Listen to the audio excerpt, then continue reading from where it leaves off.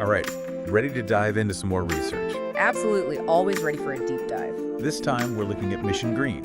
Yeah, Mission Green by Project Flame Talk. Really interesting stuff. Today, we're tackling man-animal conflict. You know, Oh, this should be good. those situations where wild animals are showing up in places we don't expect them to. Right, it's more than just finding like a raccoon in your trash can, right? Exactly. We're talking about a global trend. Yeah, animals venturing into human spaces, and it's raising some big questions about how we coexist. For sure. The examples in this research are pretty eye-opening. I bet. We're not just talking about squirrels in the attic here. No, much bigger than that, I imagine. Think crocodiles just lounging on porches What? No way. in Kerala, or a leopard casually strolling into a classroom in Uttar Pradesh. Wow. Those are some intense examples. Yeah, and they're not isolated incidents. I was about to say. It's happening across a diverse range of species, You see it all the time. from elephants and tigers Oh, of course. to, believe it or not, beavers causing internet outages in Canada by chewing through fiber optic cables. Wait, beavers taking down the internet? Mm. Seriously? Yeah, they're chewing through the cables. It's nuts. That's wild.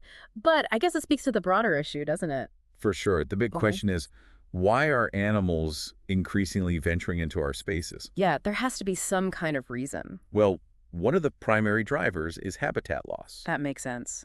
Think about it. As humans expand our footprint through deforestation, agriculture, and infrastructure development, we're squeezing animals out of their homes. Right, it's like we're encroaching on their territory, and so then they're forced to adapt. Exactly. And that adaptation often leads them right into our backyards, so to speak. Right. And that leads to all those crazy encounters we were talking about earlier. Yeah, a prime example is the shrinking of elephant corridors in Asia and Africa.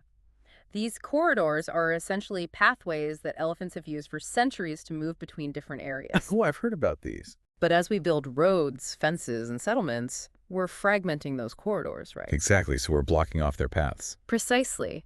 And that fragmentation forces elephants into closer proximity with humans, leading to conflict over resources like food and water. It's like that classic game of musical chairs, but with much higher stakes. Definitely higher stakes. And the consequences of this conflict are devastating for both sides. Oh, I bet. Humans face crop damage, livestock predation, and even the risk of direct attacks. Yeah, that makes sense. But what about the animals? What happens to them?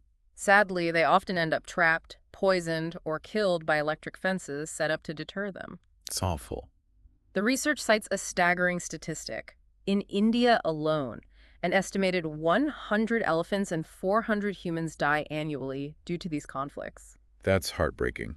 And it definitely underscores the urgency of finding solutions. But before we delve into those, I'm curious to hear more about the range of species affected. We've talked about elephants, but it sounds like this issue extends far beyond them. Oh, yeah, absolutely. It's impacting a whole spectrum of wildlife. For example, as the prey base for tigers shrinks within reserves, they're venturing outside, leading to increased encounters with humans. And it's not just large mammals either. Nope. This research mentions everything from leopards adapting to suburban life to boars raiding crops. Right, and you can't forget about even smaller creatures like birds. They face challenges too. Oh, right. Birds. They collide with towers and windows, fall prey to domestic cats, or get sick from diseases spread through bird feeders. It really sounds like this conflict is creating a ripple effect throughout entire ecosystems. Yeah, that's a great way to put it. In ecology, there's this concept called a trophic cascade. It essentially means that changes at the top of the food chain can trigger a domino effect throughout the entire ecosystem. Imagine like a forest where wolves, the apex predators, are eradicated. Okay, so no more wolves. What happens then? What happens is deer populations explode, they overgraze, and then like the forest's understory vegetation disappears. And then what happens? Well, this impacts bird populations that rely on that vegetation for nesting and food. Ah, I see. So it's all connected. Exactly. Soil health deteriorates and even water quality can be affected. Wow. So the loss of one species can trigger this chain reaction with unforeseen consequences. Exactly. It's a stark reminder of how interconnected these ecosystems are. It really is. And it highlights the importance of protecting apex predators like wolves, sharks, and lions, Right. They play a crucial role in regulating prey populations and maintaining the balance of the ecosystem. Okay. So we've established that this man-animal conflict is widespread, complex, and has far-reaching consequences. But what can we actually do about it? The research mentions a range of mitigation strategies, and I'd love to explore those further. Of course. One of the most fundamental solutions is habitat restoration. We need to give animals back their space. Makes sense. This involves reforestation efforts, creating protected areas, and implementing sustainable land management practices. So it's about finding ways to coexist rather than simply pushing animals further away. Exactly. And there are some innovative approaches being developed. You mentioned wildlife corridors earlier. Hmm. These are essentially protected strips of land that connect fragmented habitats, allowing animals to move freely and safely. And what about biofencing? I've heard that term, but honestly, I don't fully understand how it works. Biofencing is a really interesting strategy. It involves creating natural barriers, like planting thorny bushes or dense vegetation, to deter animals from entering certain areas. Okay. The idea is to discourage them without causing harm. So it's like a more humane and eco-friendly alternative to traditional fences. Precisely. And it can be particularly effective in areas where human settlements and wildlife habitats overlap. The research also mentions some high-tech solutions like early warning systems using GPS and drones. Can you tell me more about those? Absolutely. Technology can play a crucial role in mitigating these conflicts. Yeah. For instance, GPS collars can be used to track animal movements and predict potential conflict zones. This information can then be used to alert communities in advance. So it's about being proactive rather than reactive. Exactly. Drones can also be used to monitor wildlife populations, identify areas of habitat degradation, and even deter animals from approaching sensitive areas. That's fascinating. But it seems like technology alone isn't enough. Right. The research also emphasizes the importance of education and community involvement. You're absolutely right. Educating communities, particularly children, about wildlife behavior and how to coexist peacefully is essential. Yeah. We need to dispel myths and misconceptions about animals and foster a sense of respect and understanding. It's about shifting attitude as much as it is about implementing practical solutions. Precisely. And involving local communities in conservation efforts is crucial. When people feel a sense of ownership and responsibility for the wildlife in their area, they're more likely to support conservation initiatives. This reminds me of something we discussed earlier, the concept of different cultural perspectives on wildlife. Yes. The report highlights a fascinating study on human-wildlife coexistence in southern India.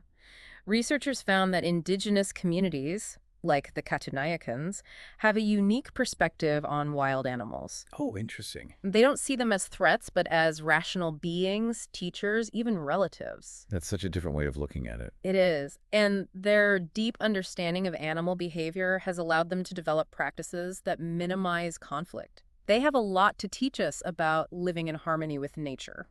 It seems like there's a growing recognition that indigenous knowledge can be incredibly valuable in finding solutions to these challenges. Absolutely. Incorporating diverse voices and perspectives into conservation efforts is essential. It's not just about science and policy. It's about understanding the cultural and economic factors that drive human behavior. So it's about finding solutions that work for both people and wildlife. It sounds like a tall order. It is. But are there any examples of this actually happening? There are. The report highlights a program in India where poachers are being rehabilitated into protectors of the forest. Really? They're using their knowledge of the forest and animal behavior to help mitigate conflict and promote conservation. That's incredible. Turning a problem into a solution. It gives me hope that we can find ways to bridge the gap between human needs and wildlife conservation. It's definitely a step in the right direction, and it demonstrates that with the right approach, we can find creative solutions that benefit both people and wildlife. Okay, so we've discussed habitat restoration, wildlife corridors, biofencing, high-tech solutions, community education, incorporating indigenous knowledge, even rehabilitating poachers. It's an impressive toolkit. But where do we even begin? What's the most crucial step in all of this? For me, it all boils down to awareness. We need to be aware of the impact our actions have on wildlife, and we need to be aware of the solutions that exist. So it's about educating ourselves and others. Exactly. Once we have that awareness, we can start making informed choices in our daily lives, supporting organizations working on these issues, and advocating for policies that prioritize conservation. That's a powerful message. Yeah. And it aligns perfectly with the mission of Mission Green and Project Plain Talk Mm-hmm. to empower people with knowledge and inspire action. Absolutely, because at the end of the day, this isn't just about protecting animals. Right. It's about protecting ourselves. We're part of this intricate web of life, and the well-being of all species, including our own, depends on a healthy and balanced ecosystem.